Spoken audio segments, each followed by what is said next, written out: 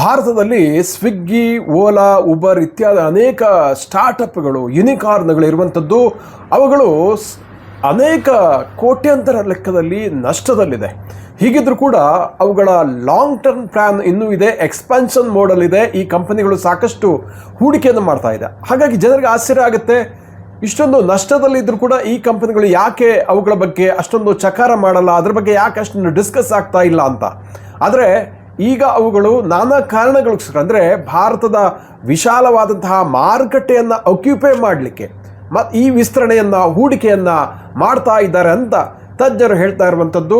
ಈಗ ಹಾಗಿದ್ರೆ ಯಾವೆಲ್ಲ ಕಂಪನಿಗಳಿಗೆ 2025ರಲ್ಲಿ ನಷ್ಟ ಆಗಿದೆ ಅಂತ ನೋಡಿದ್ರೆ, ಸ್ವಿಗ್ಗಿ 3,116 ಕೋಟಿ ರೂಪಾಯಿಗಳ ನಷ್ಟದಲ್ಲಿದೆ. ಓಲಾ 2,276 ಕೋಟಿ ರೂಪಾಯಿ ಲಾಸಲ್ಲಿದೆ.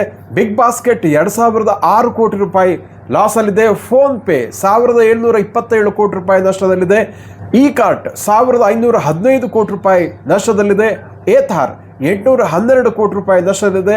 ಪೇಟಿಎಂ 663 ಕೋಟಿ ರೂಪಾಯಿ ನಷ್ಟದಲ್ಲಿದೆ. ಕ್ಲಿಯರ್ ಟ್ರಿಪ್ 651 ಕೋಟಿ ರೂಪಾಯಿಗಳ ನಷ್ಟದಲ್ಲಿ ಇರುವಂಥದ್ದು.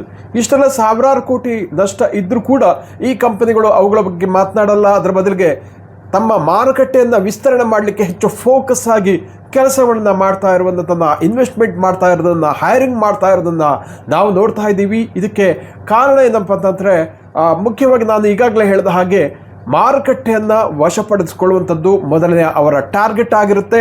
ನಂತರ ಪ್ರಾಫಿಟನ್ನು ನೋಡ್ಕೊಳ್ಳೋಣ, ಹಾಗೇ ಆಗುತ್ತೆ ಅನ್ನುವಂತಹ ಒಂದು ಕಾರ್ಯತಂತ್ರವನ್ನು ಈ ಎಲ್ಲ ಕಂಪನಿಗಳು ಮಾಡ್ತಾ ಇರೋದನ್ನು ನಾವು ನೋಡ್ತಾ ಇದ್ದೀವಿ.